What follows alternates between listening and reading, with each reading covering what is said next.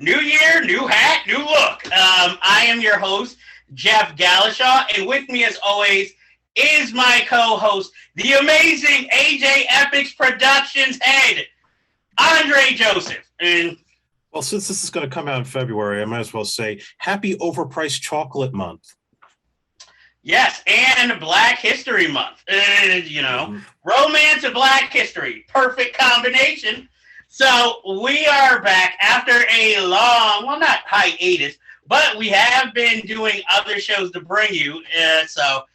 And we have to present those first. And so now we're here. So this week we have our normal show, but it's going to be jam-packed, and hopefully our first story will come out before the actual Oscars air. So we're going to talk about, which in our time, showtime, just happened yesterday. Oscar nominations were announced. And, there was a list of the ones you expected, the surprise, and, of course, the snubs. And for me, I was really pulling for Keke Palmer to at least get nominated for Nope, and Nope got none. I was surprised All Quiet on the Western Front got nominated, because I recently saw that film, and it is phenomenal. As much as I love The Fabelmans, and Andre can vouch for me since I saw it with him, and I talked about it when we reviewed The Fabelmans, kind of surprised Michelle Williams got a nomination for Best Actress. Yeah. Nothing wrong. Her performance was satisfactory, but I didn't think it was anything magical, at least personally for me, to get a nomination. I was actually shocked Paul Dano didn't get a nomination for that movie if anybody was going to get acting nominations. I mean, I know they always said Judd Hirsch might get nominated, but I was kind of actually shocked he did get nominated. It's basically a one-scene role, but a pivotal one. But let's face it, we all know who's going to win the Best Supporting Actor Oscar in that category. God willing. I still have my fingers crossed. Comeback of the year next to Brendan Fraser. Obviously, I didn't see The Whale, but so far Brendan Fraser seems to be the odds-on, probably winner. I was shocked, the Banshee of Inisherin. It got a bunch of nominations, but I don't know. I guess I expected, for some odd reason, a little more from them, because, how it was talked about in advance. Trying to think of any. Angela Bassett, Black Panther, Wakanda Forever. That was kind of a shock. Yeah. I'm definitely happy Angela Bassett got nominated. Again, I didn't really see The Whale, so I can't talk about the woman who got nominated from The Whale. I just remember seeing her in the menu. But all in all, I wasn't as appalled as in years past when it came to snubs. I didn't really expect Mia Goth to get nominated for Pearl, but it would have been nice. That would have been, like one of those surprise out of nowhere nominations. But I forget it is horror, so it's probably not going to go up the nomination trail. And 10 Best Picture nominations, nominees, I was like, damn. Yeah. Usually the most, I believe in the past, has been 7. So this year, they just went all out. What is your feeling of this year's Oscar nominations? I don't really have many complaints. I thought it was all dead on the money. I was very pleased that Everything Everywhere All at Once got as many nods as it did. I told people not to sleep on that just because it came out in the spring. That was going to be the one to beat. And I don't think it's going to win Best Picture, but the fact that Michelle Yeoh got nominated and Ki Hai Kwan, there's definitely going to be some big awards for this film, and I'm glad to see Stephanie Hsu get recognized as well. Finally, yeah, I think that was a much needed recognition right there. If I had some surprises in terms of the snubs, because like I said, I have no problem with anything that got nominated. I wasn't totally shocked Nope didn't get any nominations whatsoever, and like I said, I think it was a good movie. It's not Jordan Peele's best film. I think it's a step down from Us. That's just my opinion. Other people may differ, but that's just what I feel about it. I've seen some people complain about The Woman King getting snubbed and Viola Davis's nomination. Well, not getting nominated. Nomination. But she's already got a statue, so I'm not really complaining about that at all. Not surprised Will Smith got snubbed. That was like a no-brainer. That movie didn't even really get any praise at all. Yeah, it was like a whimper, just came and went, and couldn't really do any promotion without talking about the slap. And maybe the one surprise that I thought was kind of odd, Top Gun Maverick didn't get nominated for cinematography. I think that film had, given what they did to have those actors fly those planes, it should have gotten recognized for that, not just the VFX. Well, that, and I think Bardo, Inarritu's film, I think had the most memorable cinematography, to me at least, that I've seen all year. Mm-hmm. I think Nope also, since some people have said that, you know, it's kind of about Hollywood in of itself and a poison letter to Hollywood, that might have, you know, also kept it away from, you know, getting any nomination. Even visual effects, they're like, no, fuck that. So, but yeah, that's pretty much, well, that's all I have to say about the. Yeah, that's all I got to say too. Like you said, I'm just happy Michelle Yeoh, first Asian American woman nominated for Best Actress. And who would have thought, co-starring in Jackie Chan movies, you know, years later, she'd be like, I'm up for Best Actress. And, you know, I'm like, hey, it's been a while since Rich Crazy Asians. And damn it, she deserves it. Yep. If anything, almost like a career retrospective award, you know. I hope this leads to, you know, more, you know, dramatic roles. But if there's a little ass kicking in there, I'm not opposed to it. And for Ki Hai Kwan, I hope to God this leads to a short round series for Disney Plus. I'm not there with you because I know he said he'd be willing to come back to Data. I'm just like, just give the man work. That's all I want. Yeah, he's got Loki season 2. Let's get more of him because he is amazing. I love that shit. Because he showed he's willing to do the work no matter what. He stays in there. He's a hard worker. So I'm all for it. Just like I know Stephanie Hazul, or I'm hoping I'm saying her last name correct.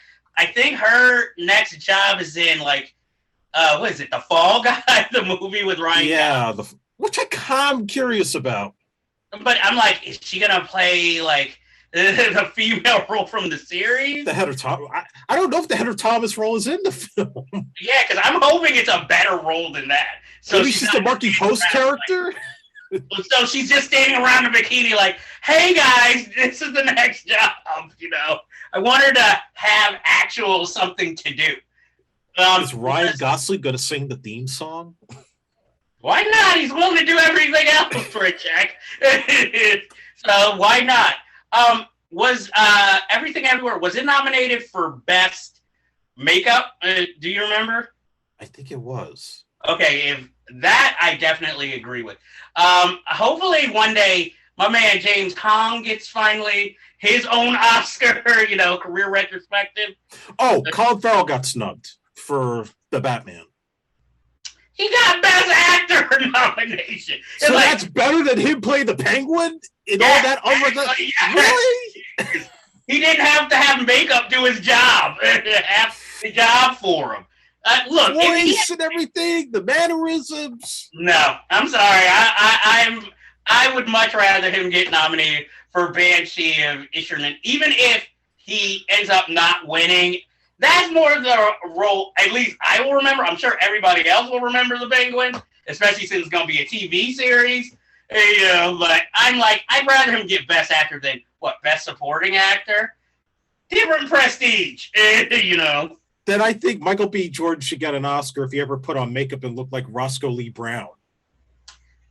He wouldn't, because my thing is, now, if Colin Farrell, let's face it, he's playing a variation almost of his horrible boss's character. Now, if he gained the weight to play the Penguin, I'd give him credit. But it's like, he wore a fat suit, he put on some makeup, and he got a gangster accent, you know? and then he's shocked at the end, you know. So I'm like, I love Colin Farrell, but I'm sorry. Banshee of Inisherin, I think, was more of a challenge for him, even though he didn't have to wear too much makeup. At least that's my thing. So now, since we're talking about Oscars, we'll talk about Steven Spielberg, who's been giving interviews recently. And he said he thought The Dark Knight should have been nominated for a Best Picture. And he's happy to see more blockbusters get noted in the Oscars. Wonder why. The man who helped create them. So he's like, yeah, you motherfuckers never gave me my due for E.T. You know? And you snubbed Close Encounters. You know. He also said that Lincoln was almost a 6-hour HBO series, which, I mean, it made money, but I think it would have been better as a series, you know, since it had so much history, so much, you know, fact, and so many actors. And I feel like he's the one who could bring all those actors together in a TV series and it not feel kind of cheapened, so to speak. And he says that eventually he will make a TV series.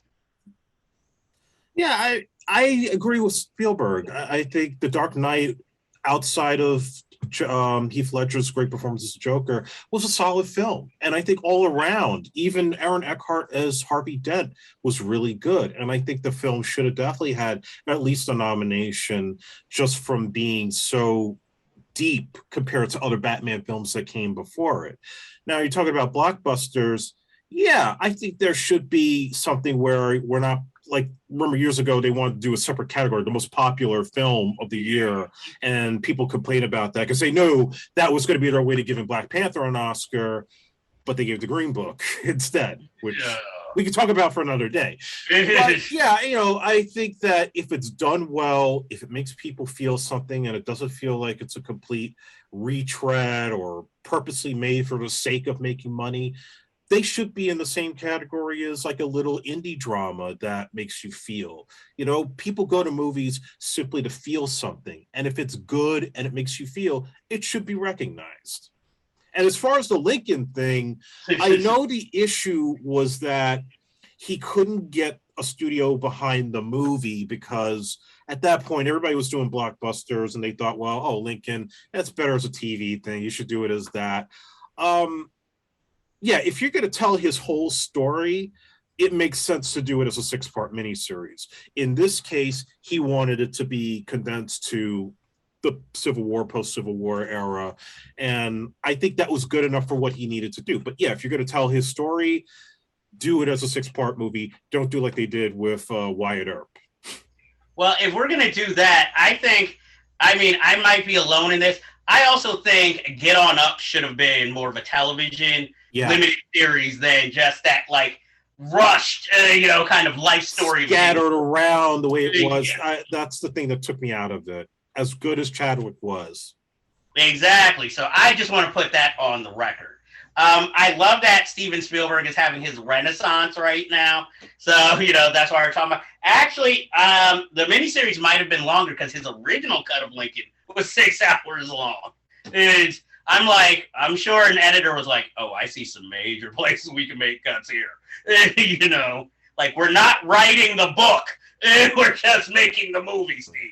And on a side note, Get On Up should have been made by a black filmmaker, not Tate Taylor. I agree. Because I'm not trying to be prejudiced or say anything, but I felt like, first of all, I don't think Tate Taylor was a skilled enough director for that movie at that point. And I don't know, it needed a little more soul. It felt like it lacked it. It was too by the book. It was inventive in some of its scenes, but a lot of the times it just lacked, like, the nuance of Chadwick Boseman's performance. The movie did not reflect that. And that is why he's, like, hands above, the best thing in the movie. And especially when you have, like, such a great cast in that film. But it's like the rest of them were just look at Chadwick and all. And that was pretty much the whole thing. So I definitely agree with you. And oh man, so you made me forget. I was gonna say something else about Steven Spielberg. Now I can't remember. Well, At first, I was gonna say Lincoln should have been directed by a black man. I'd be like, well, maybe. We'll get into discussions of Amistad another time. So, next, a movie that might not have gotten Oscar nominations, Madonna's biofilm, directed by her, written by her, and supposedly starring Julia Garner, who had to go through a Madonna boot camp, got canceled, surprisingly, last minute. But interestingly enough, an Amy Winehouse biofilm that nobody knew was even in the pipeline is already filming. It's, I think it would have been an interesting Madonna film, but definitely looked like more of a vanity project for her, especially when you look at young Madonna and then you look at the Madonna who would show up at the premiere, and it's like, that's the same person? And also, a quick note about the Amy Winehouse biofilm. I am not the biggest fan of this idea, but I know the studios are like, wait, she's dead, so we can definitely make this biofilm. Madonna, you're still alive. We can't make your film yet, But soon as, God forbid, she passes away, it's going to be like the Whitney Houston movie. So, what are your feelings on either of those projects? I don't have too much to say about Amy Winehouse. I have to really see what they end up doing. As far as the Madonna biopic, I don't want a Bohemian Rhapsody type of deal where it's going to be sanitized. I think her story has to be kind of raw and real and get to her relationships, her struggles in the beginning of her career, and everything else that came about afterwards once she reached her height. And also being said, the fact that they were looking at the girl from Ozark to play a young Madonna, I could see like maybe facially why they would think that, but I've got a better person that should be doing that because she's a personal friend of mine and her name is Kitty Pirelli. So if you contact me today, Madonna, contact me. I will give you Kitty Pirelli's Instagram. You check her out because she would be a dead ringer for a young Madonna in the biopic and she would probably win you an Oscar. And she can dance. Yes, she could absolutely dance.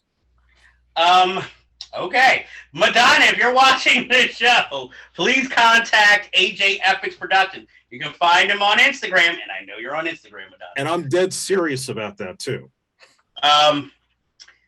Well, see, I think maybe I don't want an Amy Winehouse film since I'm a really huge fan of Amy Winehouse. With Madonna, I'm definitely a fan, but I'm not as protective, I guess, because I'm like, she's been around long enough. She's been through it all. And as long as it's it had to have been better than the TV movie they made of Madonna. Even though the girl in the lead was the spitting image and gave a good performance, but again, it's a Fox TV movie, so how good could it be?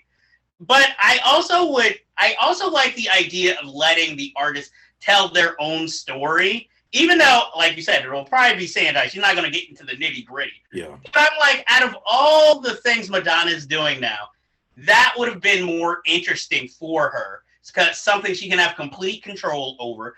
And maybe this is why, because no studio can argue with it because, like, it's my life, Yeah. So, unfortunately, so far, that film will never get made. But I'm just saying, Netflix streaming services, jump on this. Next, I guess we're keeping in this Oscar thing. The Razzies got a lot of backlash for nominating the little girl from Firestarter for worst performance. So much so that not only did they take the nomination back, but now they have agreed to an age restriction before they nominate anyone because they kind of realize how damaging that can be for a child. Duh. So, Andre, what do you think of this story? Yeah, they needed to apologize. Look, we didn't like Firestarter, but the girl was the least of the problems of that film. And the fact that lately I know they like to be jokey about their awards, but they've been very insensitive. Like we saw last year with the bad Bruce Willis movie award until he had to come out with this diagnosis and they had to strip that. And now this, I'm glad that they decided to pull back, make the age restriction, and I believe that they removed that nomination because it is insensitive. You know, kids are kids when they're on screen. You can't train them to become the next Sean Penn or the next Meryl Streep at age 12 or even 5. It's impossible. They're just kids. So, you know, do better. That's what I say. And that is our public service announcement for this week. The more you know. Exactly.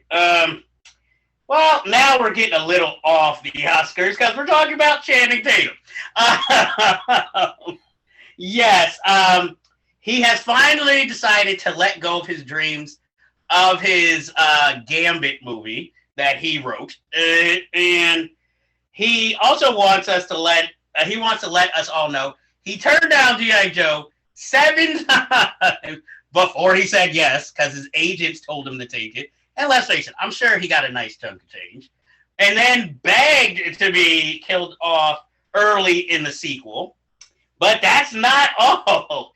Also from Mr. Channing Tatum, he is thinking about remaking the romantic classic Ghost.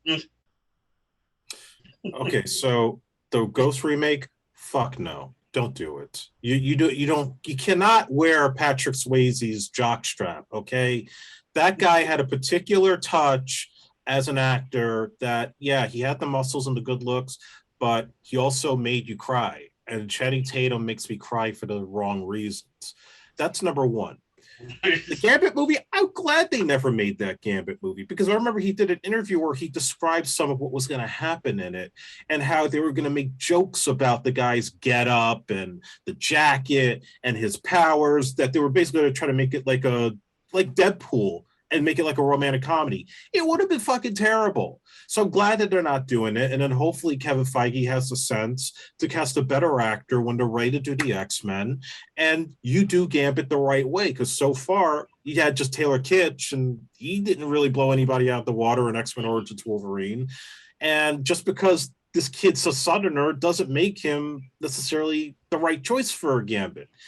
Now, G.I. Joe, I got some things to say about that, and I'll try to be as quick as I can. So I remember when he did Rise of Cobra, the thing he did during the press tour was he said initially he didn't want to do it because he didn't want to do a movie that glorified war. But the producers convinced him, oh, but it's not going to be that. It's like X-Men and Star Wars and Mission Impossible, and your buddy Joseph Gordon-Levitt agreed to do it, and that's what made him sign up to do it. And he was terrible in the movie. You could tell Stephen Sommers could not get a performance out of him because they were in such a rush with the writer's strike. And Duke was never really a great character to begin with. He was just the golden boy G.I. Joe. And I mean, I've never read the IDW comics. I've heard great things about them. But in the cartoon, he was pretty much a straight-laced good guy who they tried to kill off until the Optimus Prime controversy with Transformers the movie. So killing him off in the sequel made perfect sense. And I was happy they did it because, you know, they needed somebody like The Rock who had a little bit more charisma as Roadblock to carry that picture. Still didn't work, but at least you got that nonsense out of the way with him. And I might as well take this time to make an announcement that I did a G.I. Joe fan film recently, and I don't have a release date for it yet, but it'll be very soon. I've been posting pictures of it on Instagram, and while I can't promise it's going to be any better than what Paramount's done, I can absolutely say 100% we tried to be as faithful to the material that we all grew up on, and there ain't going to be no Channing Tatum in this. Well, I have to say, to me, the first G.I. Joe movie, kind of a guilty pleasure, because again, my whole thing with G.I. Joe is the cartoons. So this campy action comedy sort of version of G.I. Joe. Look, as soon as I heard Marlon Wayans was in it, I already didn't expect good things. So I was just like, let's just see where it goes. And like I said, to me, I didn't pay to see it in theaters, but when I saw it, like Morbius, it's bad, but it's entertaining. I paid to see it opening day, and to be honest, the best thing about it, Snake Eyes and Storm Shadow. Every scene, you could have recut that movie to just them, and you would have had a hit. Well, and also, I feel like the only reason Channing Tatum is in the sequel is to kind of bridge the first film to the second film. even though kind of Marlon Wayans was Roadblock in the first movie. No, and now he was Ripcord. Oh, okay, sorry, my bad. Who was a white guy in the toy line? Hey, they were trying to do cross promotion there, and at least with the sequel, again, it passes over the torch to the next one, so I can understand that made sense. Even though not a great movie either. Again, another guilty pleasure until they made, unfortunately, the Snake Eyes origin movie. But I will defend him a little with Ghost because I can understand, because he's like LL Cool J. His thing now is being the ladies' man or the older woman fantasy. Come on, look at Magic Mike 3. That is practically, he's just saying, older ladies love me. Look, I'm romancing Salma Hayek, with my smooth moves. I'm like, so I guess it goes. He'll be a dancer like Patrick Swayze was in real life. In the afterworld. Come on, at least he can play those scenes of not knowing the rules of the afterworld and be believable. Like, huh? What? Does he want to do the movie just so he could say the line, "You're dead, Willie"? I don't think so, but I do see it if he is still currently dating Zoe Kravitz. I see it as a project for them to do together. Because let's face it, Magic Mike 3 is basically the dramatization of continuing his character, and don't forget, he's always wanted to do Magic Mike as a Broadway show. So who's gonna play Whoopi Goldberg? Tiffany Haddish? Yeah, but Tiffany Haddish is like a pedophile. I don't know if they're gonna hire her. He is accused of being one. I don't think he's actually one. Jeez. So then, hey, there are a plethora of black actresses you could get. If they want to go WB, they're going to get the girl who, Natalie Emmanuel, who starred in... No. Get Lunel.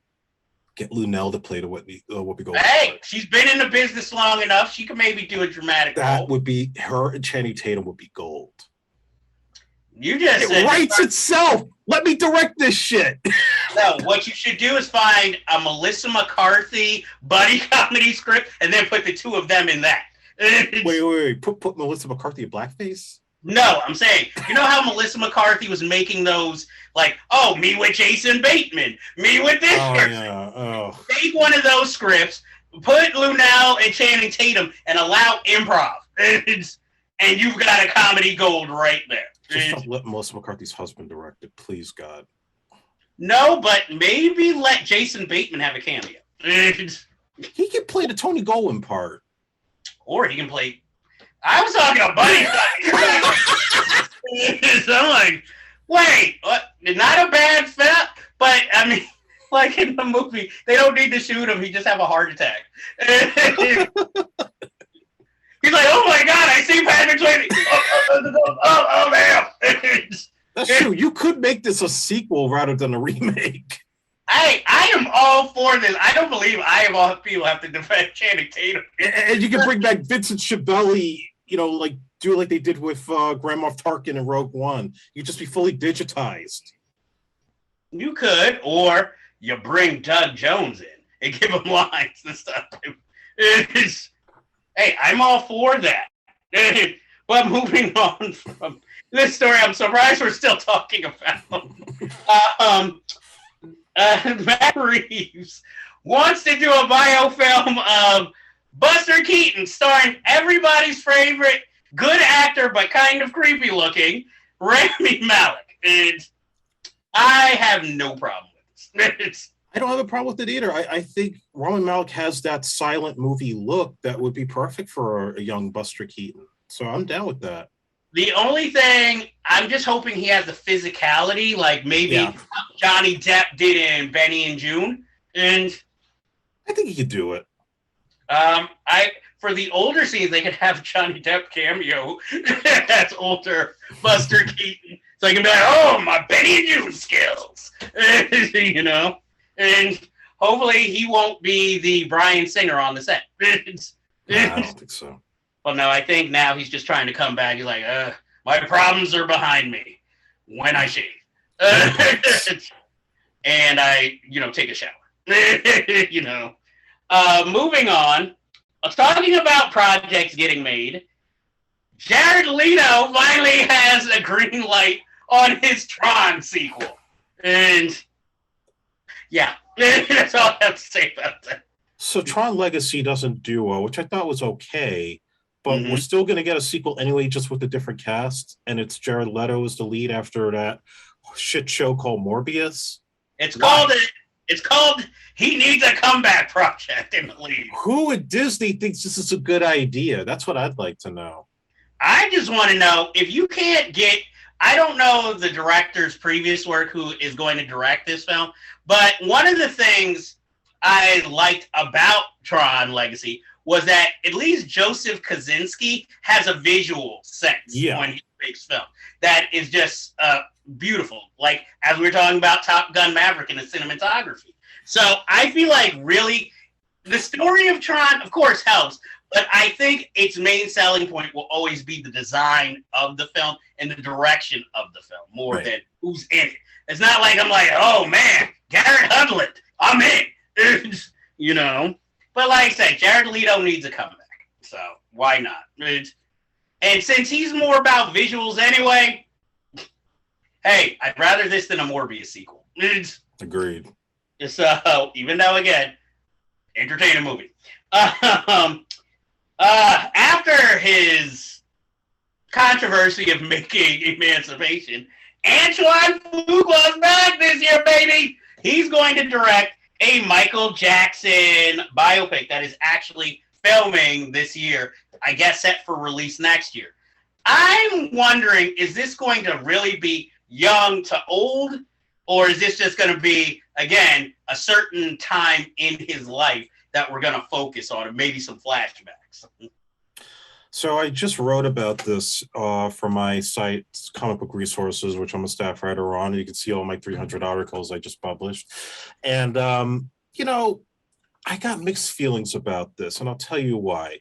I think it's going to cover everything, including the controversies later on in his life, which personally I don't believe. And I think that, you know, what concerns me about it, first of all, who you get to play the part. And I'm hearing they might be looking at the kid who plays Lucas on Stranger Things to play a young Michael Jackson. Okay.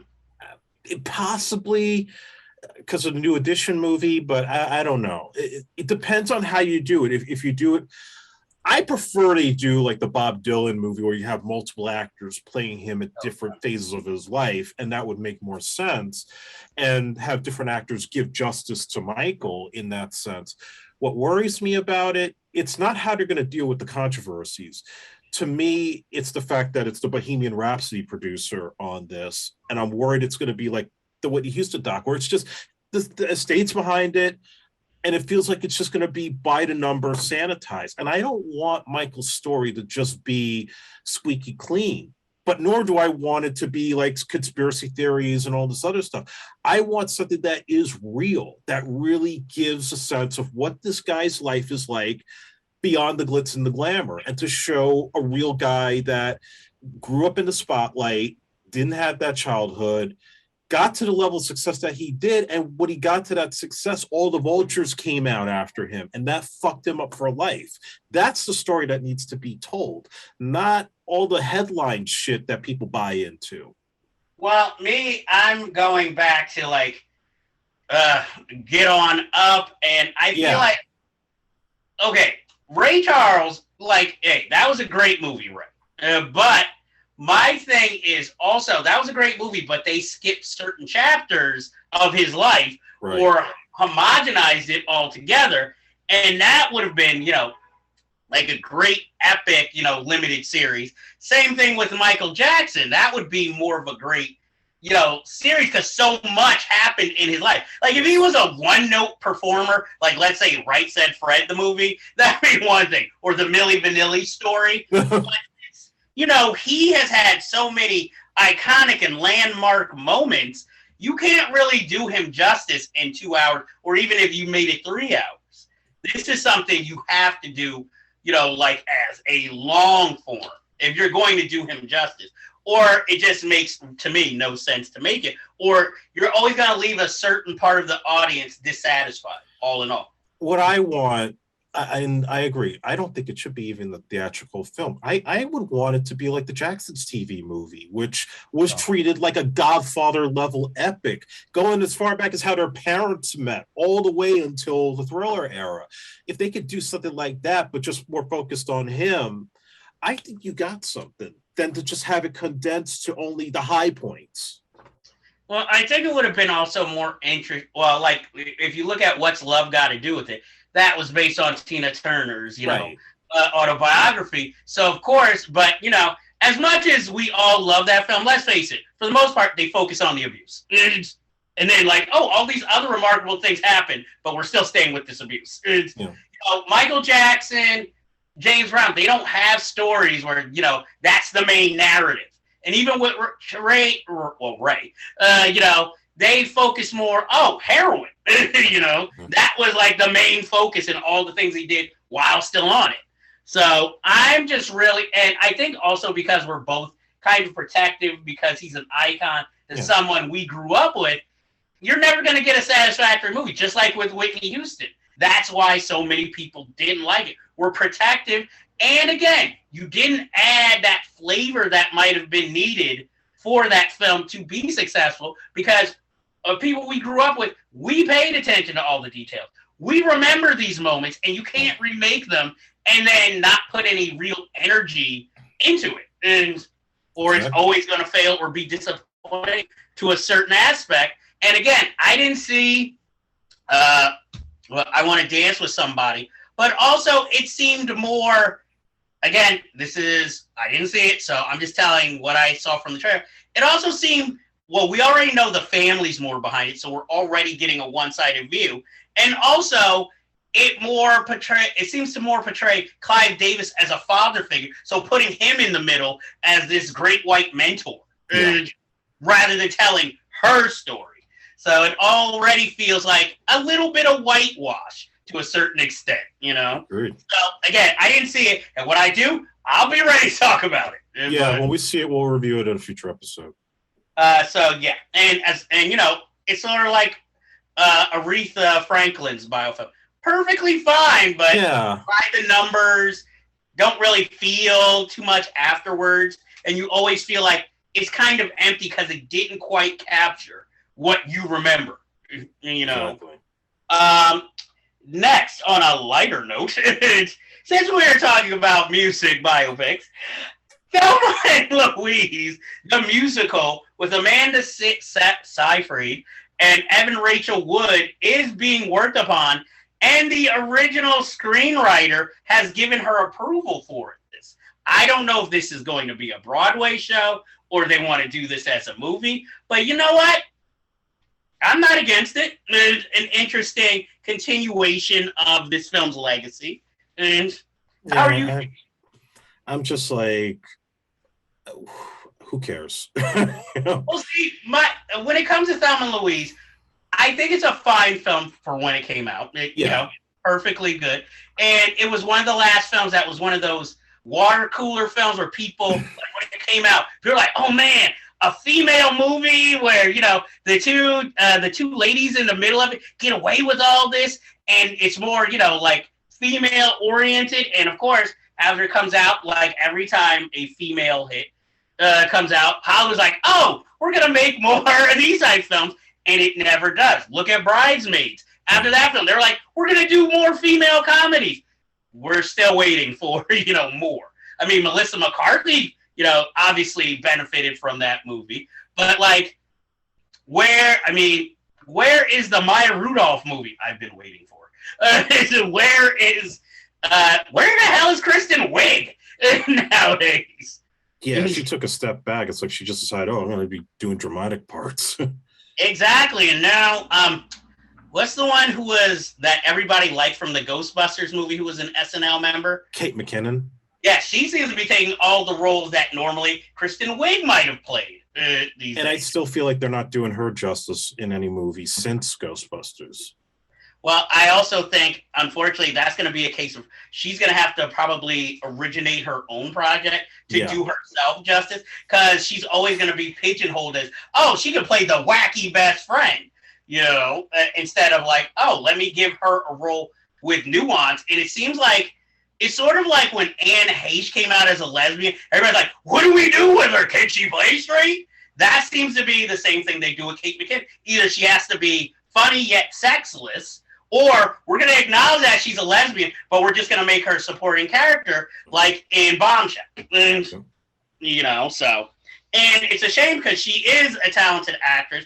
And I mean, hello, she left SNL for a screen career. It is like, okay, now nobody wants to give her a project. I just say, Bill Hader, start calling in all your old homies to guest star on Barry. And, you know, I have nothing wrong with that because then again, I love Bill Hader. But anyway, do we have any other story? Oh, one last story. Yes, folks, we're almost done. This could be an episode of its own. Chad Stahelski, who some of you might know from directing Atomic Blonde, has signed on to direct Rainbow Six, the sequel of Michael B. Jordan's, I think the character's name is John Clark. Yes, John Clark. Sequel. And with Chad Stahelski, I am hoping this will actually maybe make it to a theater rather than just be a streaming sequel, because he is a very good action director, having been a former stuntman, and he has that visual sense we were kind of talking about with Tron. Not that kind of visual sense, but when it comes to action scenes, I feel like he could have injected, like if he had directed it, Michael B. Jordan's first outing as John Clark, which had some interesting action sequences, but again, maybe because it was on, you know, streaming, it felt a little flat. And yeah. So, you know, Michael B. Jordan continues his, I'm not starting in an original movie yet. And I'm going to keep doing sequels and spinoffs. But, you know, more power to him, man. If these are successful, because I'm sure that romantic movie with Denzel Washington burned him a little. And as it never found its audience. And like Kenny G found a way to make money, so that's what he's doing. But you know, I think it's going to go to theaters because don't forget, Chad Stahelski also directed all the John Wick movies, so he's going to bring that level of action to it. And it shouldn't be surprising that we're getting the Rainbow Six because, you know, Without Remorse had that setup for him to join the group, and that was always kind of where it was supposed to go if you've ever read the Tom Clancy novels. And so, yeah, this is a long overdue project. It should have happened decades ago, back when they were still doing like the Sum of All Fears and all that stuff, back when the games were being made. But yeah, I have no problem with it. If it's a good film and he's working with John Wick guys, why not? I say we somehow bring in Willem Dafoe, who originated the character on film. I wouldn't be surprised. And bring in Liev Schreiber, who also played the character. It's like a Doctor Who when they all come together, even though they're playing different roles. You know, I say that. We're going to move on to trailers, but before we do, I just want to make it clear, I am a fan of Michelle Williams as an actress, and I love all her performances. I just didn't think this was one of her strongest ones. So before anybody attacks you, like, fuck you, you don't like Michelle Williams? Hello, I watched Dawson's Creek. People, so okay, now we can move on to trailers. We are not woke. Well, 50. We're sort of woke, but not, you know. I like neo-Nazis and it's the right way. Gina Carano for life. Hopefully nobody cuts that clip to make me seem like. Hey, the haters pay our AdSense, so we're good. Exactly. We are not, we're not reviewing any Ben Shapiro movies here. Or Kevin Sorbo movies. Or, even though I really want to review one of his old films. We're going to get to Mr. Cameron, don't worry. Yeah, it's like Cameron, so far, no. Let's face it, we're probably going to end up reviewing a Dennis Quaid movie. Enemy Mine. But more likely a Randy Quaid movie. Again, trailers. I'm not going to start with the biggest one. Let's start with one that came out of nowhere. And I'm talking about Marlowe with Liam Neeson. And directed by Neil Jordan, who I am a huge fan of, with Jessica Lange. And I did not know that was Diane Kruger in the trailer. This is not particularly based on any story, but Marlowe, the character, being older in 1940s, 50s Hollywood, and on to a case. I can see why Liam Neeson got the role, and he tries to hide his accent through more of a brash, old school detective accent. But I don't know. I recently watched Cast a Deadly Spell with Fred Ward. And, he was born for those type of characters. Yeah. Liam Neeson, while he looks good in the suits, he looks more like a police captain who's like Marlowe's friend. And tell him, stay off the case, Marlowe! Actual character. Because, again, the voice always throws me off where I'm just like, I just can't believe this with him in the role.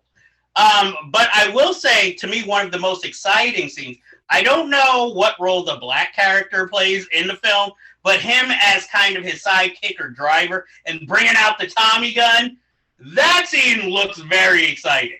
So I might not see it in theaters, but I will definitely watch it on streaming. And I'm just happy to see Liam Neeson kind of return to form because, this is not going to be like one of his regular action flicks that just is in and out like a Charles Bronson flick. No, this is like he's playing a serious part here, and he's worked with Neil Jordan many times, going as far back as High Spirits in 1988.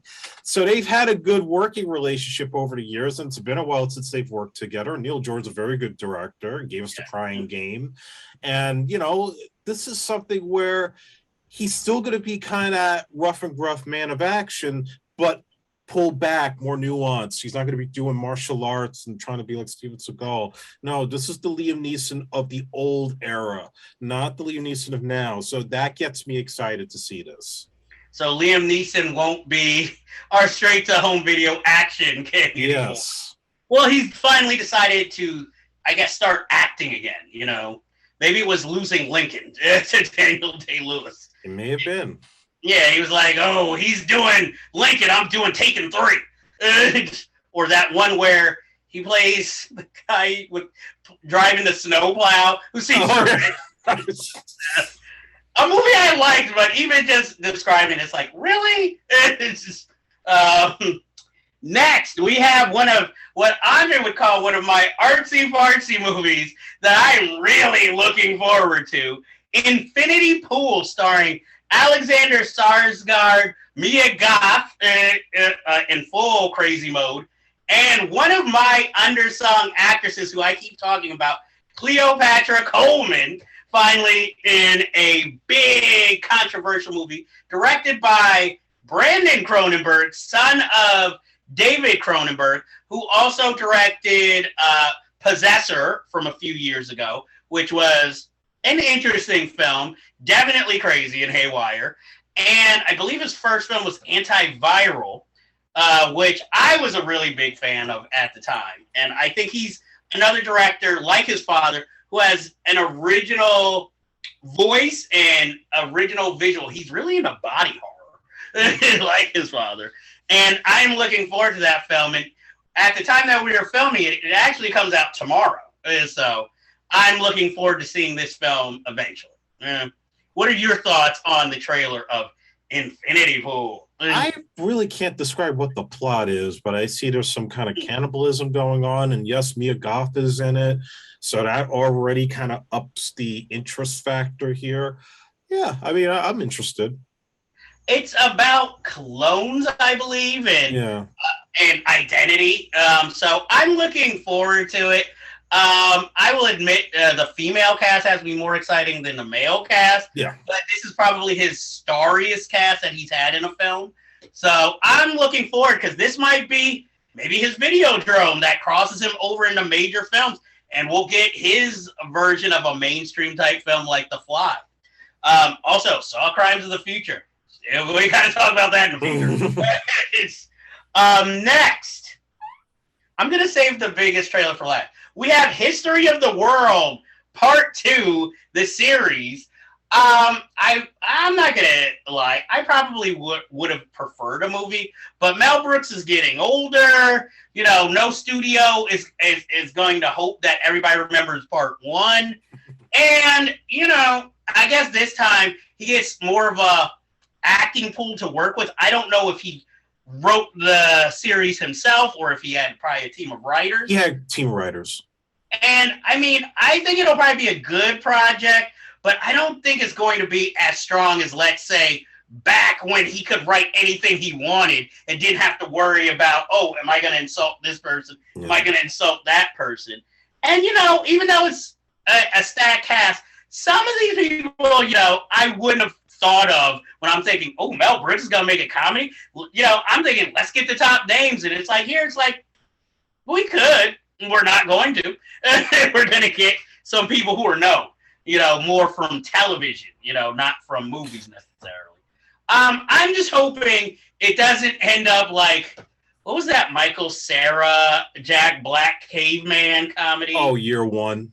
Yeah, I'm hoping it's not like that. It's more, you know, just a funny series where, let's face it, it'll probably be hit or miss. Like, some skits will work, some won't. But I'm looking forward to it because I, like everybody else, love Mel Brooks. So I'm really hoping this is, you know, a home run, a touchdown, whatever you want to call it. I'm with you on all points. I'm glad to see him working again, even if it's only just on the writing and producing front.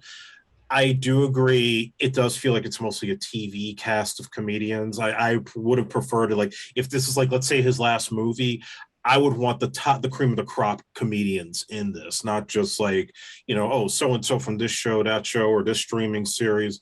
It should be kind of a big deal, just like his older works. And, you know, like I said, some of it's going to be good. Some of it's probably going to be not so great. I am concerned it might be sanitized compared to the original. That's the one thing that probably stands out. But the fact that he's even doing anything now gives me just a little glimmer of hope of maybe we get that Spaceball sequel. Well, yeah, because I was hopefully better than the cartoon series. Yeah. That you made for, what was it, G4 or whatever the channel was at the time. It wasn't for very long. Oh, Spike TV, that was it. Yeah. But, you know, it gives me hope because the funniest bit, at least to me, from the trailer is, so you're telling me you don't want Jesus to be black? And the guy's like, that's not what I'm saying at all. You know, I thought that was the funniest bit. And even just the 2 seconds of Emily Ratajkowski, I don't know what role she played, but damn, she's looking just as she did in Gone Girl. Like, oh my God. Scream goddess right there. I don't know about acting skills, but even if she's just in the background, I'm there. With the volume turned off. But anyway, our next film is the big one for me, Scream. We're not calling it 6 for some odd reason. Again, it's just Scream. It's, where they go to New York. And look, I could nitpick and say, obviously this is Canada, because no New York bodega looks like that. And everybody's complaining about, oh, Ghostface with a gun. Well, shit, when everybody's shooting at you in the damn movie, what'd you expect? Like, nah, I'm just going to keep going with my knife. You know, this isn't the 1970s. So, I will admit, I wasn't the biggest fan of the last film. But this looks like it's going interesting places. They're bringing back Kirby, Hayden Panettiere's character. I'm wondering if that was why they sacrificed Sidney coming back. Mm-hmm. Or because Sidney didn't come back, they were like, hey, bring Hayden Panettiere in.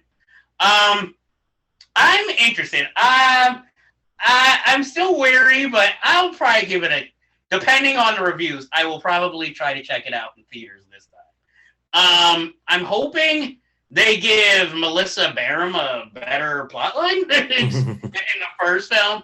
And again, I'm not making any predictions, but I'm like, from the trailer, 2 characters in particular look like they're not going to make it, and that is the mixed character from the first film, who was the Randy, and also Jenna Ortega might not make it through this film.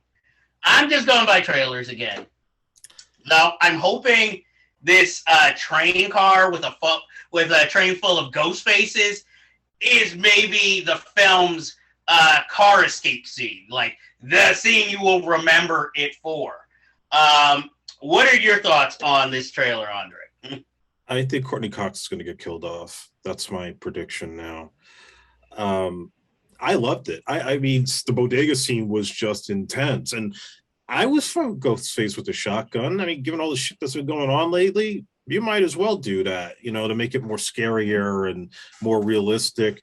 And I definitely got those Jason Takes Manhattan vibes. That's totally what this movie is. I It's hope way Ghostface. better than that. Yeah, no, he won't be on a boat for an hour. You know, it's not going to be that kind of movie.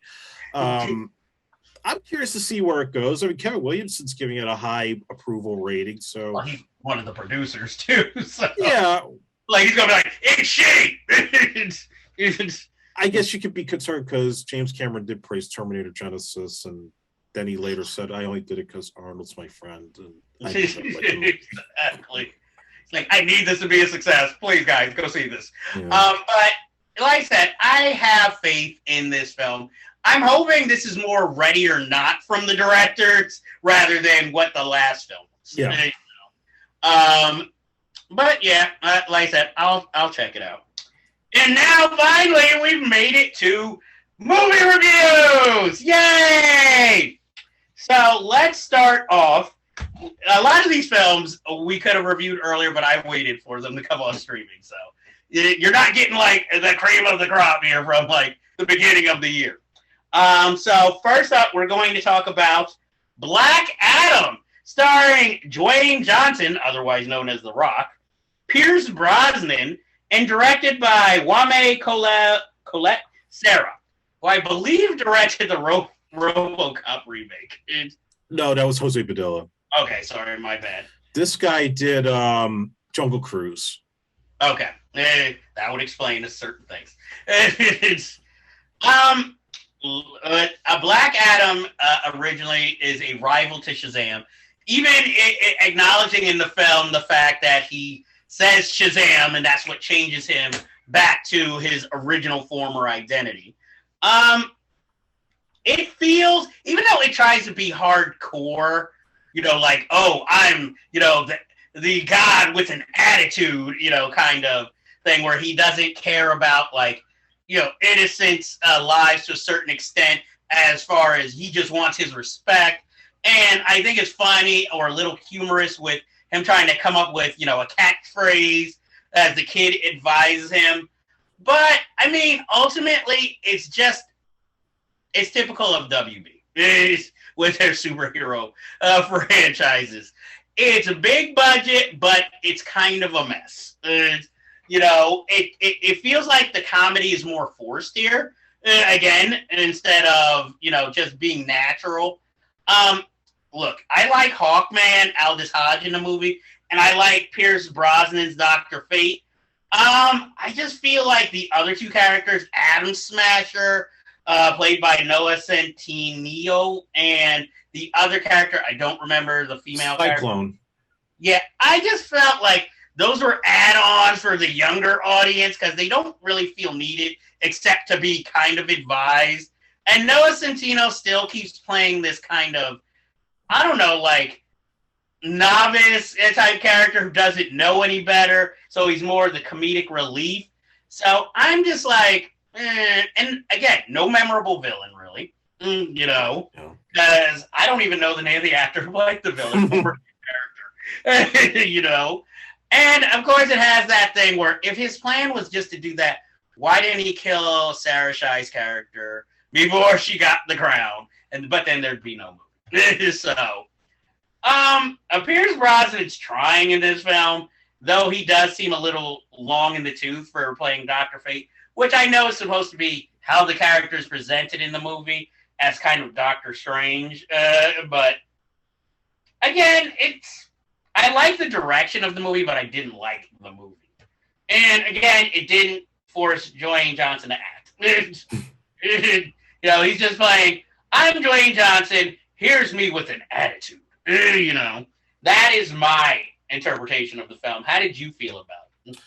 I'm the opposite. I actually did like it. Now, I'm not going to say it was to the level of a Marvel film, and at the same time, I don't think it was terrible like some other DC movies that have just been completely atrocious, like the Joss Whedon Justice League or something along the lines of... the original Suicide Squad?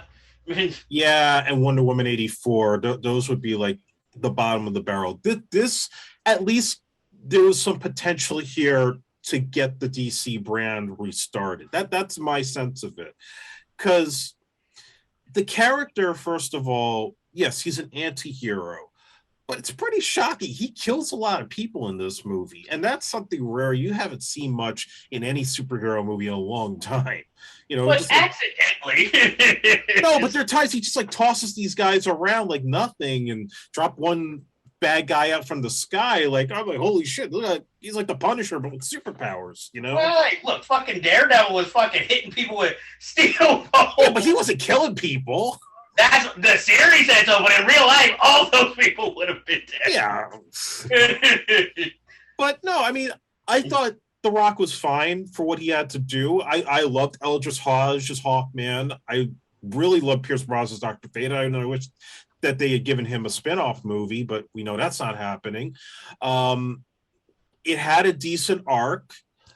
You had at least a really good mid-credit scene, which they're now not going to pay off because of the reshuffling of the deck at DC. I'll talk about that. Yeah. No, I thought this would have been a nice start to rebranding the DC brand. And, you know, it was entertaining. It wasn't like anything you have to think deeply about, which I think is what the critics hated. Critics felt it wasn't deep. No, it's just it's a popcorn flick, and that's all it was. It was a waste of time, but a good waste of time. And unfortunately, there's no reason to go back to this if you're not going to follow up. So I'd say it's good, but not great. Well, I would say I wouldn't mind seeing Aldous Hodge continue as Hawkman. Yeah. Because I really enjoyed, like, out of all the film, his performance was the performance I liked the most, other than maybe Sarah Shai's brother, Mohammed, in the film. That was the only other performance I really liked in the film. And with that mid-credit sequence, I understood what they were trying to do with the appearance of that character. But I felt, considering, again, this is more part of the Shazam universe, maybe it would have worked a little better. Maybe putting him kind of in it a little, even as a cameo. But it's sort of like the first Shazam, where it's like, again, Superman cameo, but we're never acknowledging these other characters. It's called studio politics, and people who have contracts that they can't have fulfilled because they want too much money for God knows how much time of screen time that they get, and a studio that has no plan. Now they think they got a plan, but they can't handle the media really well. So now why should we get excited? Well, now that WB's answer is let's cancel all projects, including projects that were ongoing. Like now, this is the last season of Doom Patrol. This is the last season of Titans coming up. So it's like let's start anew, but by kind of trying to erase everything, the few things that people actually liked that WB was doing. So I'm just hoping for them. This Flash movie better be like Lawrence of Arabia for them, because if not, it's like, so you canceled Batgirl for this, because of this film, and it's, you know, I agree with kind of what Issa Rae is saying about how they're protecting Ezra Miller and this movie, even though they spent just as much on this movie as they spent on Batgirl, but this is the one they're focusing on releasing instead of Batgirl. And we could be on the Ezra Miller situation all day. Yes. It would just stress me out. I would have more gray hairs going through it. But James Gunn, I love his work. I think he's a fantastic filmmaker, and I'm excited for the next Guardians movie. But he is not handling the PR really well by going on Twitter and 1 minute saying, we're redoing Superman, you know, sorry, Henry Cavill's not coming back. And then the next minute you're like, but we're not rebooting everybody. We're just only doing such and such. We're picking and choosing. Give us a straight answer. I know they're supposed to drop their slate like any day now. It'll probably be out by the time this comes out, this episode. But you don't have your shit together, dude. Like, just, I don't know. This is the shit that pisses me off with Hollywood these days. They have no consistency. Well, I mean, come on. You already have, what's his name? God, I'm not good with names today. Jason Momoa saying like, oh, I'll always be Aquaman, but then he'd say, I'll be playing some other people in the DC universe. Yeah, like what the straight fucking answer. Why you gotta play these games like, oh, he's coming in, he's not coming out. We treated Patty Jenkins really well. This is the shit that's gotten DC into this bullshit for like a decade. Look, just admit you're gonna play Lobo. Okay, just say it. Fucking say you play Lobo. Why you gotta play the NDA bullshit? You've talked to the press before and leaked shit, so I was like, or when they told Batman's are going to be in this universe. Come on. And can we get a cyborg? Something. Anything with his character. But anyway, so obviously, Andre liked the Black Adam. I'm like, reserve. You're not, look, it's a popcorn movie, like I said. I'm Team Rock. That's all I'm going to say on that. Well, see, I am not Team Rock. I like him, but I'm not going to sit here and be like, I loved everything, especially not Central Intelligence. But I still like the Rundown. Oh, I love the Rundown. But it's no, the Black Adam is no the Rundown. So, next, since we're on blockbuster mode, let's talk about one of the best reviewed movies of the year, Top Gun Maverick. Look, I didn't see it in theaters. I think I would have liked it a lot more if I did see it in theaters. But I actually did think it was a good, decent movie. It even made my top films of the year. So I really enjoyed this film. I thought Tom Cruise was great, as Maverick again. I like the male bonding with Rooster, and especially his Val Kilmer scenes. I'm glad that they used Val Kilmer so effectively. That made this like a modern-day Brian song for some people. I love anytime Jennifer Connelly is on screen. Oh, yeah. Even though, again, that felt a little more tacked on to give Tom Cruise a human side, more than anything. I was upset there was no James Tolkien character in this. No Tom Skerritt. Exactly. Like, either one of them could have done the Ed Harris role. Yeah. Like, one day of filming. It's like, trust me, you can wheel them in. If need be. Like, damn it, Maverick. What's my next line? I wanted that. Hey, you're going to bring back Val Kilmer. I'm sure all the rest of the guys were kind of hoping for like a Cobra Kai, reunion, how they had that, whatever. Like all the other guys in disguise couldn't have been like at the funeral, be like, hey, Maverick. Tim Robbins could have showed up, Rick Rossovich. Kelly McGillis could have been the priest. She was like a civilian flight instructor. Nah, that wasn't going to happen. Well, we don't bring her back as the character. We just have her as a cameo. Well, she could have been a bartender who worked at Jennifer Connelly's bar. But, yeah, I'm just saying. I'm just thinking of ways. Sorry they don't match yours. I liked how they tried to focus on the new recruits. So if they ever want to do a spinoff, they could just, hey, the pilots of Top Gun. Glenn Powell was good as usual. The Iceman of the movie, the narcissistic asshole. They're clearly making him the next big movie star. Well, at least I like Glenn Powell. Yeah, I like him too. I'm not complaining. I want to see more of him. I mean, even when he was in Hidden Figures, he was charismatic throughout that. And, I didn't love Scream Queens, which he started in. But, he's built up on that promise from there. And like I said, I like this film. John Hamm, Maverick's only black friend who he brings from his first project into here. I even like Miles Teller as Rooster, who, again, I think a lot of his acting was done by the hairdo and the mustache. Though I seriously doubt he would know that song that he was playing on the piano. His character, I feel like that would have been more of a modern rendition of a song. Since Lady Gaga sung the theme song, maybe they should have did one of her songs. I don't know. I'm spitballing here. And I just love the nameless country that they're fighting at the end. They're like, we don't want to say Russians. We don't want to say Chinese. Well, let it be a mystery. We don't even get to see the faces. It was like watching Star Wars. The Darth Vader stormtroopers were pilots. You don't get to see any faces. It's like they're just mysterious. They don't even bother showing them the language that they're speaking. You're like, okay, who are these people? But like I said, as you said about Black Adam, it was a good popcorn movie. It reminded me of a 1980s films made modern. You know, Tom Cruise doesn't look as old as sometimes he can in movies. You know, he looked good here. Yeah. Yeah, he doesn't have that 60-year-old neck.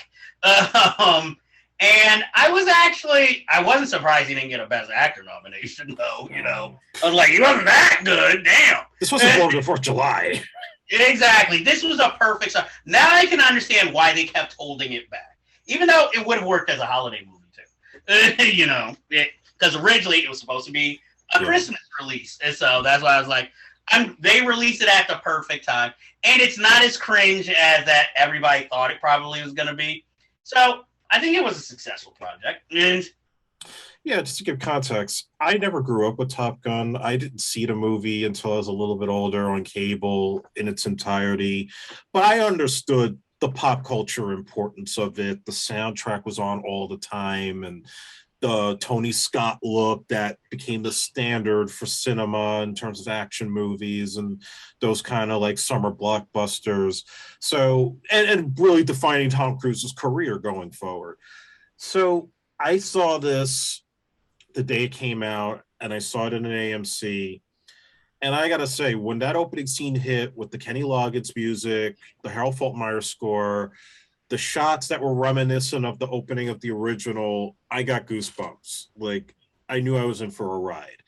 And I was not disappointed. Yes, those flight scenes are sick to look at on the big screen.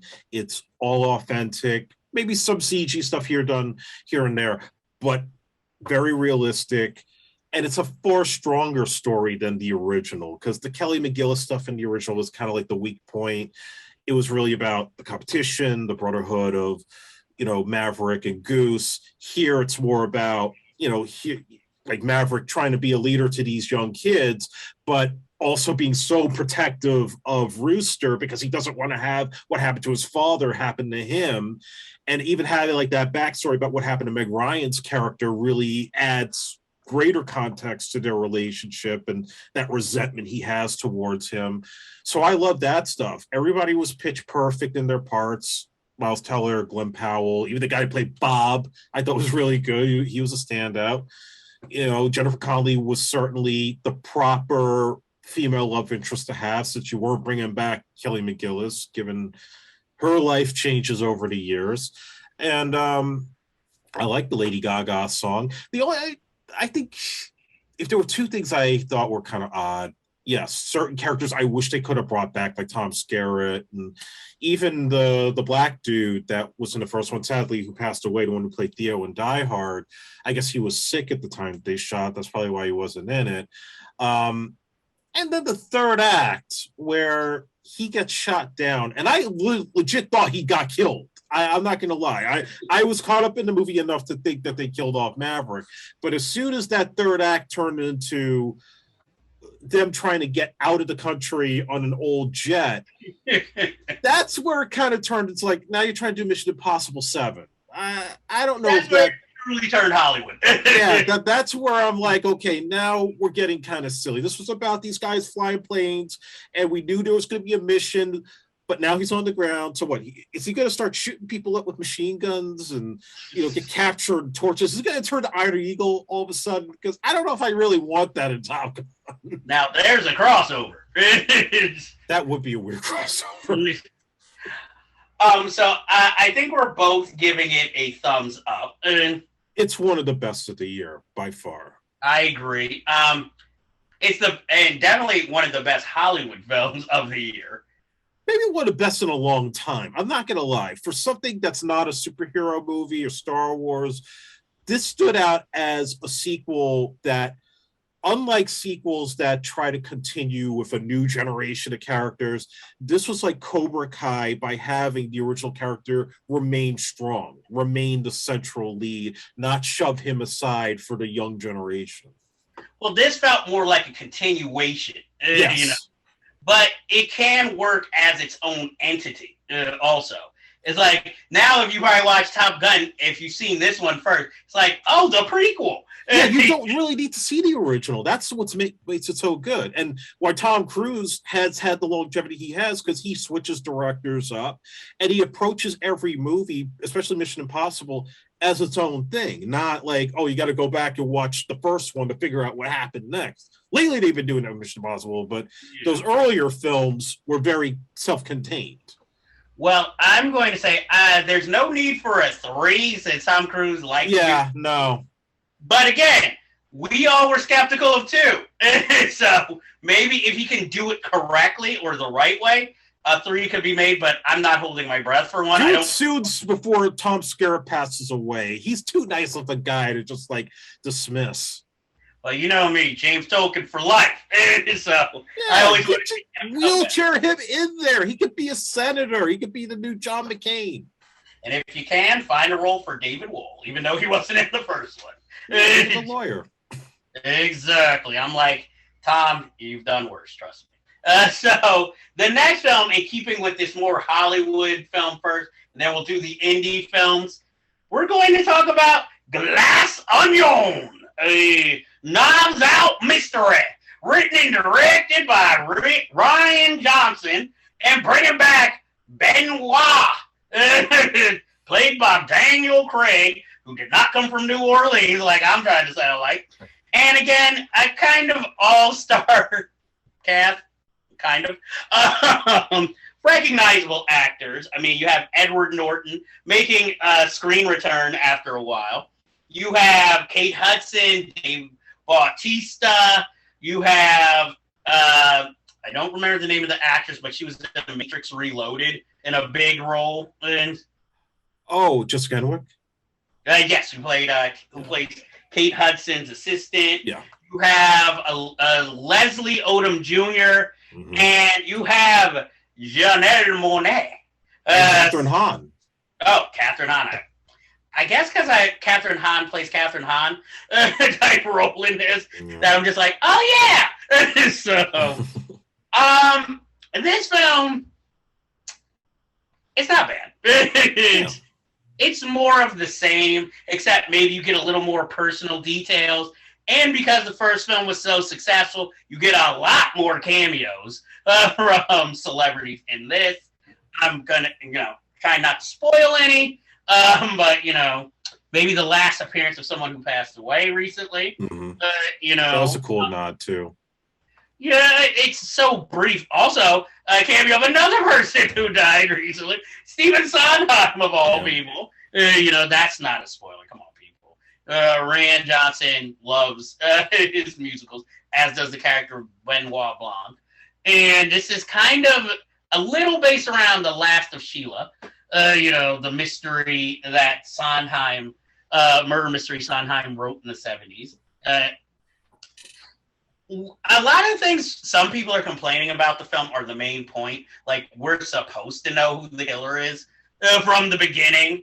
And the film is just, the film's purpose is trying to show how maybe that isn't the killer, by distracting us. But then in the end, it's like, oh, yeah, he is. Damn. Spoilers! I can say it was a fun ride. I don't think it was as good as the first film, but that's because the first film was a little more original. We didn't know anybody in the film, whereas this, we at least know the main character. And, the kind of twist we expect in this film. So it was more like letting the characters kind of do their thing, even though they weren't as again, it's like the first film. Instead of like the characters being more the center of the story, it's kind of one character in particular who bonds with Benoit Blanc, and then versus, the villain of the story. And it's kind of, I guess, a little bit of a satire against, Jeff Bezos or Elon Musk type characters. You could tell more money was spent on this film rather than the first film, because The Glass Onion is beautiful to look at, but it's like a Bond villain's lair. Exactly. And in the end, the film, shows its layers to be empty, like The Glass Onion, hence the title. But like I said, it's more of the same. It's entertaining. I wasn't insulted by it or like, oh, this is so boring. Janelle Monáe's accent goes in and out at times, but it wasn't like a horrible movie. And it shows promise from her earlier acting roles in like Hidden Figures and movies like that. So I'm going to say wasn't one of my favorites of the year, as some people who love this film felt about it, but I'm like, it's good enough. Yeah, I think the original Knives Out is better than this by far, but I still had fun. I liked all the performances. I liked that we got to know more about Benoit Blanc, and I loved the Hugh Grant cameo tied in with him. Yeah, the twist you could kind of see coming. It's just how they go about it that makes it more interesting than anything else. Although I have an issue with a certain character who turns out to have a twin, and I felt like that was kind of a cheap out to get the twist there. But I mean, I get what the purpose was of it and how it pays off in the end. The one thing that kind of bothers me still that I don't think was ever resolved. So they play up that this is a COVID era period movie, and right before they all go to the island, they're given like this spray to have sprayed in their mouths, so I guess they don't infect each other. And I thought that was going to pay off into something because everybody had to take it, and it never really got paid off. It was like, what was the point of that? It would have been kind of interesting if something were to happen that we wouldn't expect because everybody took this spray, like they were poisoned or something. That would have been a more interesting turn, but I think the only reason for that was basically to explain why maybe the characters aren't wearing masks when they go on the island. Yeah. And also, I think it was like kind of, how millionaires always have the cure before any of us have it. So maybe it was a play on that. But with the fate of the character, it would have proved to have been faulty. And again, you could have written something into that more a little. Like kind of a final joke. And it's the fact that the spray is given by a pretty big name cameo in the film. Exactly. I mean, hey, you have Joseph Gordon-Levitt's cameo as the person who says "ding." We never see. Yeah. And also, obviously, he likes working with certain actors. So then you have that random character who's just staying at the house, who basically is like almost like the dude, in the film, who ties into nothing really. Yeah. So I'm wondering in the next film, is he going to be the actor going to play a different character, or is this going to just be a returning character we always see throughout? I mean, it's more interesting than his detective character in the first film. But like I said, I give it a mild thumbs up. I'm like, if you like the first film, check it out. Now we go into a deep movie for me. We're going to talk about writer-director Kevin Smith's Clerks III, the last of the trilogy. Mm-hmm. Little hindsight. I'm a huge Kevin Smith fan. Been with him since the first movie, Clerks. That was one of the films that made me want to become a filmmaker. That is how much I love that film. In Clerks 2, while not as big, it represented a time in his life and a certain growth, even though it was, again, kind of more of a studio film. But still, at least you felt something with the emotions. Here, we're more in the Kevin Smith era where he's making films purely for himself and for his audience. He doesn't care about bringing anybody in. And you can tell in this film because, again, it represents a time in his life and something that happened to him in real life. But, I mean, for all the weed, since he's a weed advocate, for all the weed he's smoking, why the fuck was this so much of a downer? I'm like, spoilers alert. Why, first of all, why are there 2 heart attacks in this movie? What the fuck did Dante do to you? That you are just mean to his character in this movie. The only joy he gets is that he gets to sleep with his ex-girlfriend. Was it because Rosario Dawson wasn't available for as many days? Because I'm just like, what the hell's up with that? And what was with the running joke of the religious character becoming a Satanist and then dressing up in all these stupid costumes every day? It just felt like, I'm sure you found this funny, but is the audience really? And I know you wanted a sad ending to be touching, but this film just feels unnecessarily mean. And especially, you're shocked by the end, considering out of all the actors, who he's gotten along with the most, and versus who he's kind of butted heads with over the years, and who he leaves as the legacy. Of course, his family members, wife, child, play cameos in the movie. And, certain old other characters from the original. That was the most exciting part of the movie, was seeing older characters, where they're at now and come back into the film and the kind of remaking of the scenes that he filmed in the first place. Like, I like this whole circle. And, of course, his circle of fans love this movie. But this is the first one. I've been disappointed by him in the past, but this is the first one where I can say I understand certain decisions of the film, but it also kind of didn't affect me the way it should have. It kind of felt like not a total slap in the face, but left me with like so many questions. Why? And the only poignant scene I felt was in the argument scene when they're filming a certain scene, and he's like, "Oh, you never did anything for me." That scene I felt was very strong. That I thought there should be more of this type throughout the film.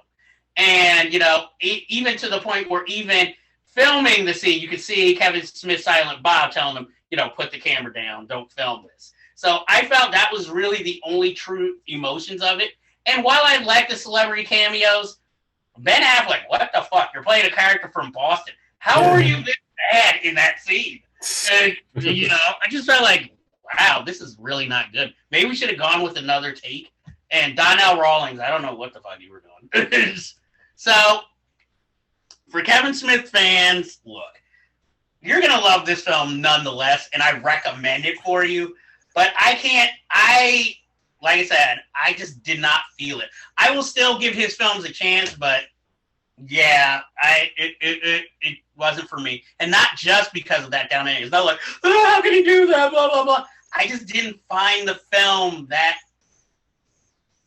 It didn't capture me as strongly as he was aiming, it seemed to do. What did you think of Clerks III? I felt like this was his way to try and make up for Jersey Girl. That seems to be the case. And the cathartic aspect of it, of playing up his real-life heart attack, and then the story of him trying to make the first Clerks movie through the characters of Dante and Randall. It was, like you said, everything trying to go full circle.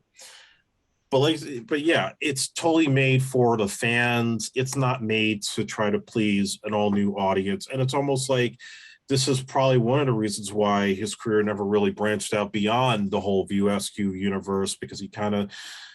You could applaud that he stuck with his friends and made like these smaller movies and kept the Jay and Silent Bob characters around. But then it also feels like at times there's almost this resentment that he's stuck there, and that maybe that's why he decided to go in this very dark direction. Because I'll admit, some of the stuff with Rosario Dawson, especially how it pays off in the end, was very uncomfortable for me to watch. I'm not going to lie.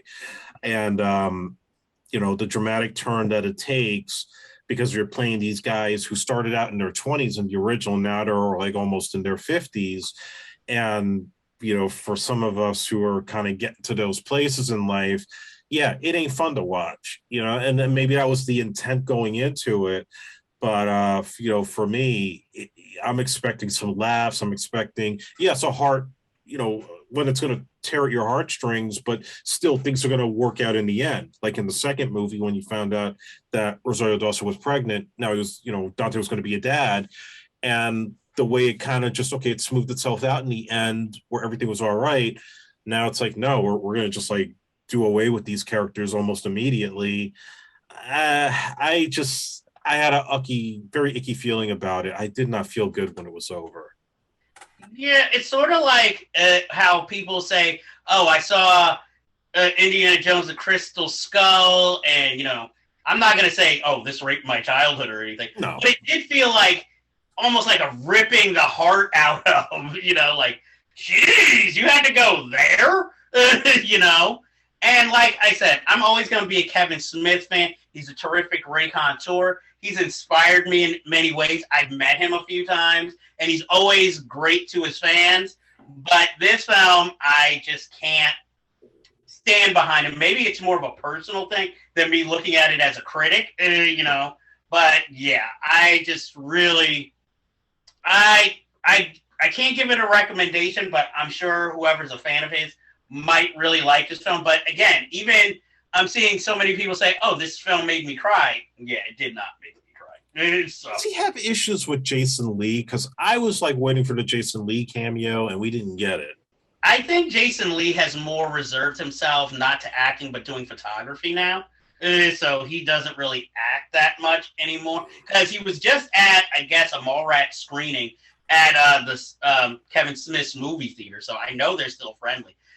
No, the person who he works with, and I know that they butted heads over the years more, Jeff Anderson, you know, than anybody.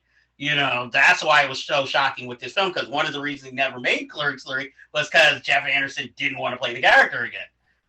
You know, so that was another reason why it took so long for this to finally come out, because his original script he totally threw away after Jeff Anderson, and then they started doing, you know, a bunch of cons together, and then started getting along. And then he came up with this whole new story, kind of based on his heart attack, and then that was when it was like, oh, now Jeff Anderson's willing to play in the movie. So, you know, that's the only person I know he's always kind of had a love-hate relationship with over the years. But so far, everything's good. And, you know, like I said, I wanted to like this movie so much, but I can't give my full stamp of approval behind it. And so, would you recommend it, or would you also?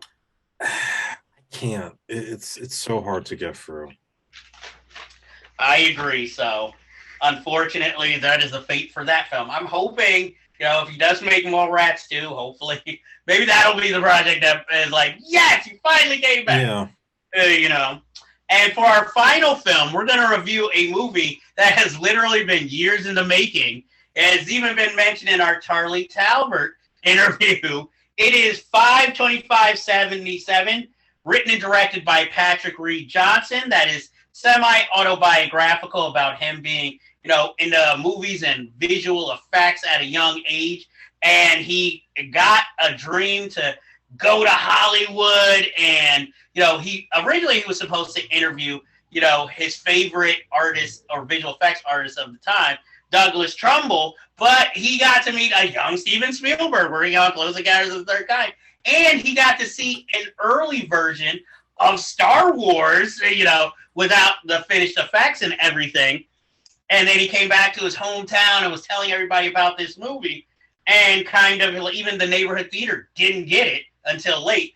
But also, the story follows his, you know, coming of age during this period, from making, you know, backyard movies in his house to, like, his eventual, you know, leaving home and moving out to Hollywood.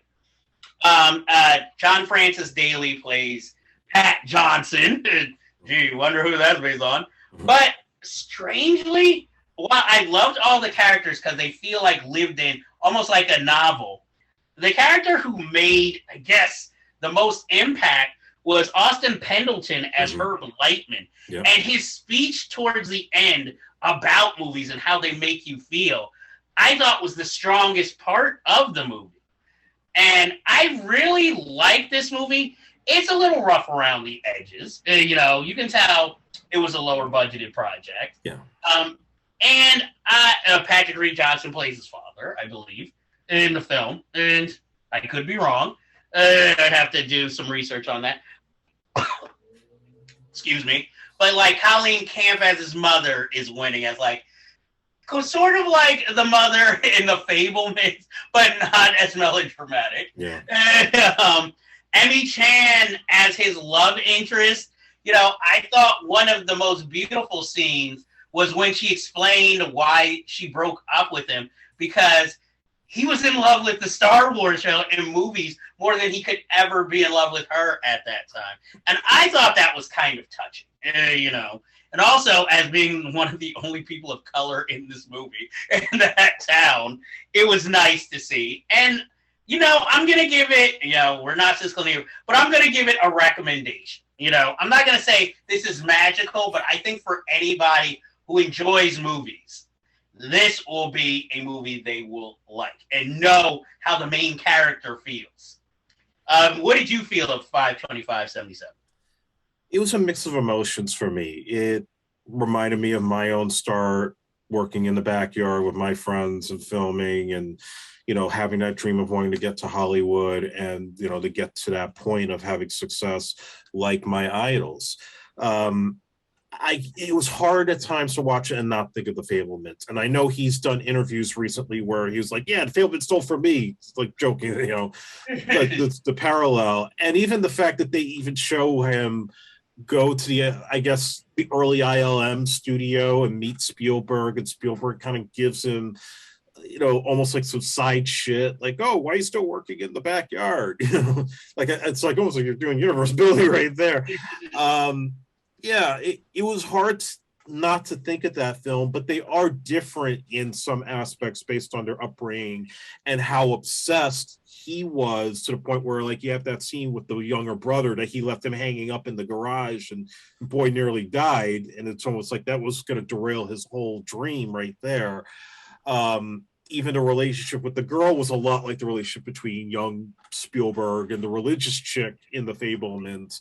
So there's all these weird parallels, almost as if they were stealing from each other, that makes it a little bit hard to watch, but doesn't make it a bad film. It's just obviously they had some very similar paths.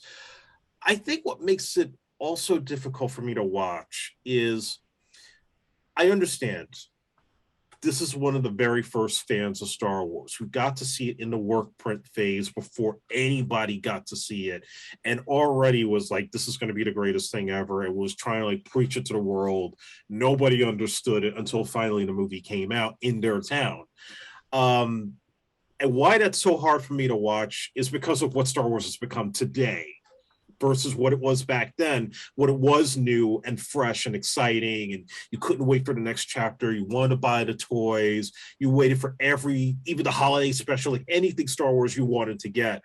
And now it's like so much, and it's so corporate, and no plan with that new trilogy, that it just kind of takes away the love. Not completely, but it's not what it once was. It's like a bad divorce is basically the way I put it. You still love that person, but it's hard to be around them. So that makes it difficult for me to watch from that standpoint. Other than that, I think the performances were fine. I thought the story was strong. I thought it was a little too long. I think the movie could have been a little bit shorter because it felt like there were points it was a little too padded out, and you could have made this just not like a 90-minute film, but it could have been a little bit shorter than it was. It was almost like a 2-hour plus movie. And I know he put his heart and soul into it. So that's probably makes it like, his best film in his filmography compared to everything else. As much as we love Angus and maybe Space Invaders, I don't know how you feel about that one. But yeah, I mean, I would recommend it. Okay. But it's apples and oranges with The Fabelmans, because The Fabelmans, you can tell, is a studio film. This is more of a passion project done on an independent level. Well, that was the thing. I think if maybe he had completed it when it was supposed to come out, I think then it would have been like, oh, The Fabelmans kind of steals from 5/25/77, but them coming out around the same time, it's just like, oh, like these both seem kind of familiar. Also, I think I liked that they had that like kid who was studying psychiatry who kind of explains the themes and exposition of the whole character. Yeah. I like the way that was delivered more cleverly than, us just having to hear an out-and-out speech by the main character explaining everything. I also liked, there's a little cliche in usual filmmakers' lives where, their small-town friends tell them, you're destined for greatness, I'm destined to stay here. That aspect was like a little, like, familiar. That was the only thing that I was like, okay, yeah, we've seen this a little bit before. He tried to channel American Graffiti.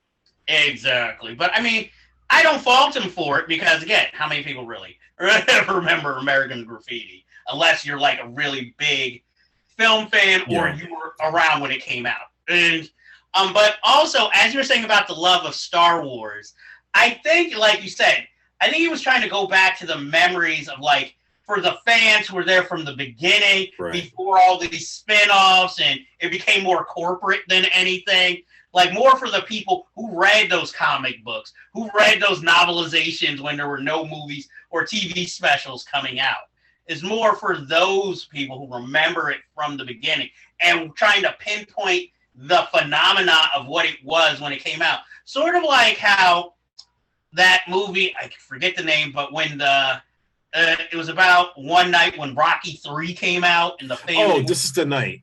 Yeah, like even though Rocky III isn't the greatest movie, but just trying to capture how it took over for so many people and what it meant to so many people.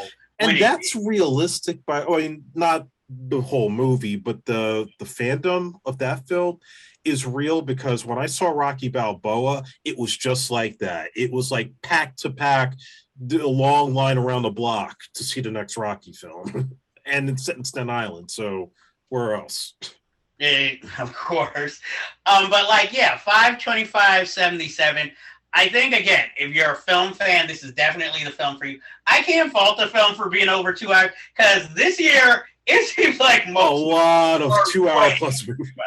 Yeah, so I'm like, I'm not going to pick on this film as the worst offender. Like, hey, need to be shorter, buddy. Especially, again, like you said, it's a passion project. So I'm like, look, just spend as much time as you will, as long as you keep it entertaining. And I like how it didn't paint him as a hero. Like, he didn't come up with the perfect line when he finally got to meet Doug Trumbull. He's sitting in front of, like, a future king of Hollywood, Steven Spielberg, and is really showing no interest because he'd rather meet Doug Trumbull, you know?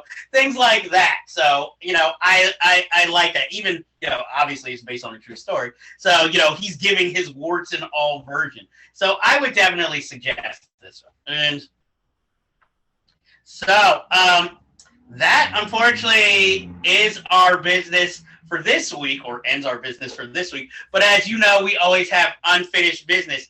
And I have to ask you guys, have you seen Angus? If not, why not? Because it's fucking awesome. Andre, what film should the people see?